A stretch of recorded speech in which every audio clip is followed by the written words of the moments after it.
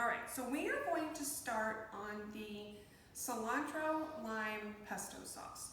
This sauce can be served room temperature, so we can make it at any point during our meal prep and hold it until the end without it degrading or losing any of its flavor. Now, I don't know about many of you guys, when I think about pesto, this is what I think about. The green stuff that comes on your fettuccine or your tortellini that's made out of basil and pine nuts and garlic and olive oil. So this pesto is a little different because we're making it with cilantro, which is a very lovely Mexican flavor to use, and it's just an amazing aromatic herb. And then we're also, for our nut component, we're going to be using toasted almonds. Now, if you are serving a guest who has a nut allergy, there are very many different variations of this recipe that are nut-free. So again, be sure to check with whom you're serving because you don't want to serve them anything that's going to make them ill. So also in this recipe, we are going to seed a jalapeno pepper. We are going to take out most of those seeds so that we can keep down the heat in our sauce. And we're also going to need the juice from half a lime. A whole lime usually yields about 2 tablespoons. So we're going to use 1 tablespoon. And then it wouldn't be pesto if we didn't have garlic. So I'm going to start to prepare this by taking 2 to 3 bunches of cilantro. I have rinsed these and shaken them out over the sink. I'm going to take off the larger stem parts and put them aside. We don't generally eat those. Oh, this one still has a root. Look, he's so happy. I'm just gonna take those off, put them aside. And then I'm going to take my cilantro. I'm just gonna give it a quick look to make sure I don't have any leaves in here that are bruised or discolored. Occasionally, because cilantro is stored wet in stores, you might find some leaves in the middle of the bunch that are not in such great shape. So you want to just give it a quick look and go through and make sure you don't have anybody in there that is past their prime. So we're going to tuck that into our food processor here, and I'm going to put the top on and start pulsing it down into a paste. Before I do that though, I'm going to seed this jalapeno pepper. So jalapeno peppers are a hot, warm kind of food source. Their main heat comes from the seeds inside the pepper, not so much the meat of the pepper itself. So to de-seed this friend, I take off his top, I take the tip of my knife, and I just go straight down the middle. And I open him up very carefully, not over my cutting board. And as you can see, the inside here is very fleshy. So if you take a small measuring spoon or a teaspoon, and I'm gonna do this over my trash can because I don't want to make my cutting board contaminated with super hot seeds. And just go over here and you take your little scoopy and you just get in there. This one is not quite right. You can it'll just all fall out.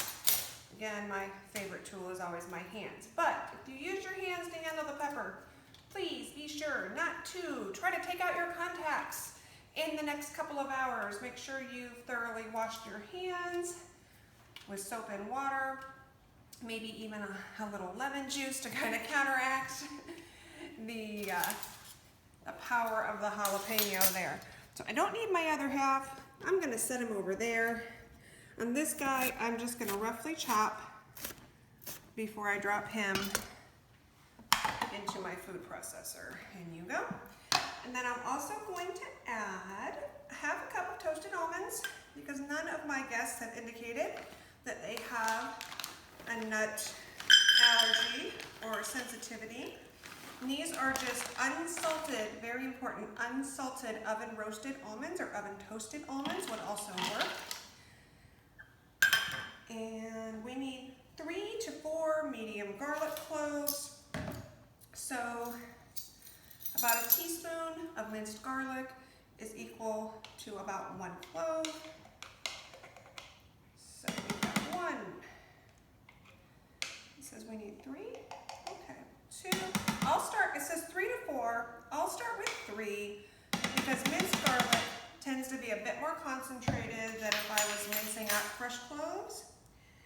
I'm going to start pulsing this, and then I'm going to add my olive oil. Now for this particular recipe, it says 1/4 to 1/3 cup of olive oil.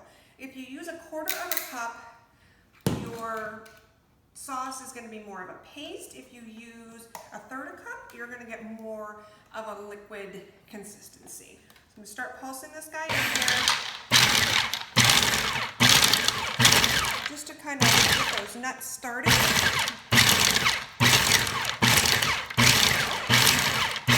Now I'm going to put it on low for a minute.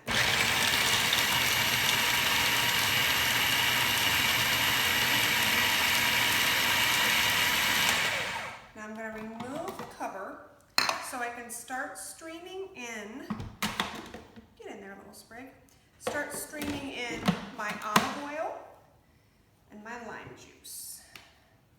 I'm going to measure my olive oil because I don't want to take it too far. So I have 1/3 cup measure here. I'm just going to slightly underfill it, because again, my consistency here is important. And lime juice, I'm gonna go for 1 tablespoon. All right, and I just chose to use bottled lime juice today instead of squeezing fresh limes, which you can totally do just as easily. So I'm gonna turn this on low.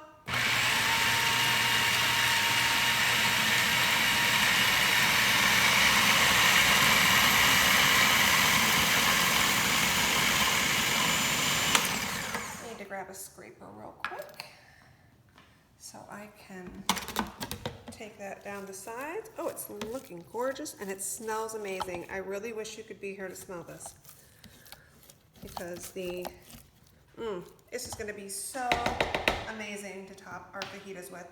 So my consistency right now is really dry. So I'm thinking I'm going to go through most of this olive oil, if not a little bit.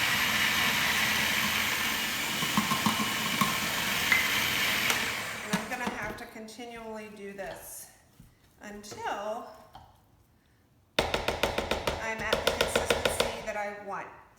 Now where I'm at right now, I'm thinking I definitely want a little more. So I'm gonna pulse it in until I'm happy. There we go. So pesto is meant to be a little chunky. If I wanted to, I could get out a finer blade, but you know what? I like the bigger pieces. So I'm gonna run this a little bit more with maybe another 1/2 tablespoon of olive oil, and we'll show you guys the finished product.